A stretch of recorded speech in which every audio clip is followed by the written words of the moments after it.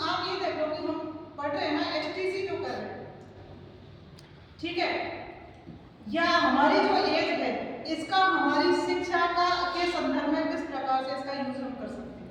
तो सबसे पहला है किशोर अवस्था का शिक्षा में स्वरूप क्या है। तो सबसे पहले मानसिक विकास के लिए एक नंबर मानसिक विकास में, दूसरा है संवेगात्मक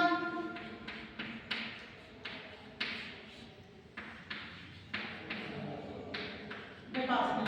पहला मानसिक विकास और दूसरा संवेगात्मक। मानसिक विकास का मतलब आप समझते हैं ना कि माइंड का डेवलप होना।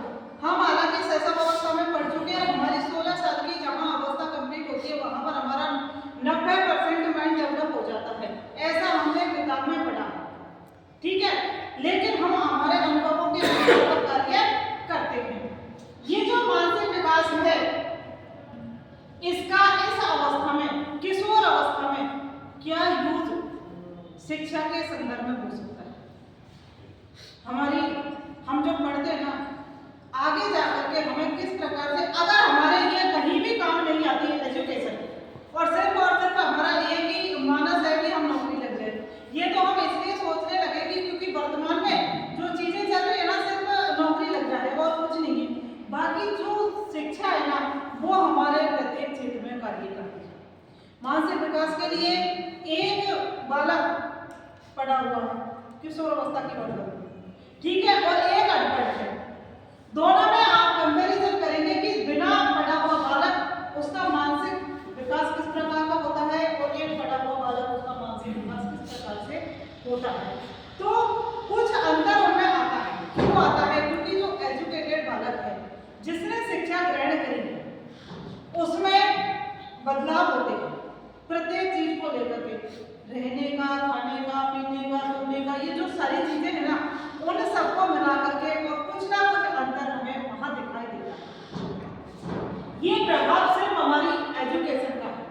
मानसिक विकास पर जो सबसे ज्यादा प्रभावी होता है वो सिर्फ और सिर्फ पढ़ाई के कारण होता है।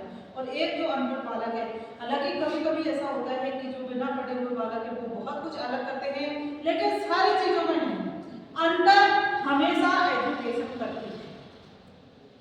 अगर अंतर नहीं करती तो फिर हम क्यों पढ़ते हैं? समझ रहे हैं? अगर हम लोगों में पढ़ने से अंतर नहीं आता, एजुकेशन प्राप्त करने से अंतर नहीं आता तो हम तो पढ़ते ही नहीं, बैठ जाते। क्यों? जब कुछ हमें बदलाव नहीं आया। एजुकेशन का मतलब है कि आप पढ़े लिखे होकर के इस तरीके की बातें करते हैं, ऐसा हम सुनते हैं ना। अब हम तब जाकर के हम नीचे हो जाते हैं। क्यों हो जाते हैं? क्योंकि आपके ऊपर दबाव आ गया कि आप पढ़े लिखे होकर के बेवकूफों की सी बातें करते हैं। जो पढ़ा लिखा नहीं है उसको कोई नहीं कहेगा।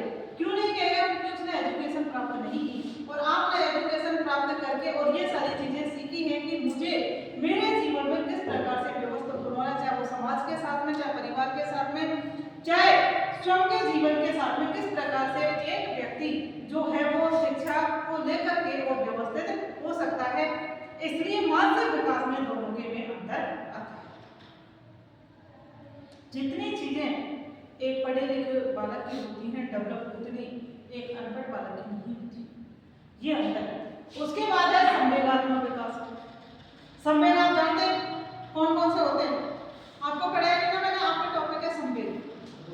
जो हमारी जन्मजात जो प्रवृत्तियां होती है वो संवेगों के अंतर्गत आती है। रोना, खाना पीना, हंसना खेलना, ये सब। तो जो हमने पढ़ा था शैशव अवस्था में कि संवेगों पर नियंत्रण नहीं होता, बालक भूख लगती है तो होता है और नॉन स्टॉप होता है। चाहे आप कितना भी उसको चुप करा लो, लेकिन जब तक आप वो उसका मतलब भूख शांत नहीं होती तब तक वो रोएगा। क्यों? क्योंकि संवेगों पर नियंत्रण नहीं होता। इसलिए फिर हम बाल्यावस्था में आते हैं, वहां पर कुछ हद तक बालक अपने संवेगों पर नियंत्रण करता है। संवेगों का विकास होना, विकास का मतलब यही है कि जैसे आपकी उम्र बढ़ती है, ठीक है, अब भूख लगती है ना, किशोर अवस्था में मान लो चाहे, तो एक जो हम शिक्षा ग्रहण करके जब आते हैं तो एक बालक जो पढ़ा लिखा होता है और जिसमें थोड़ा अनुभव होते हैं वो अपने संवेगों को कंट्रोल कर सकता है, ठीक है। और कभी कभी ऐसा होता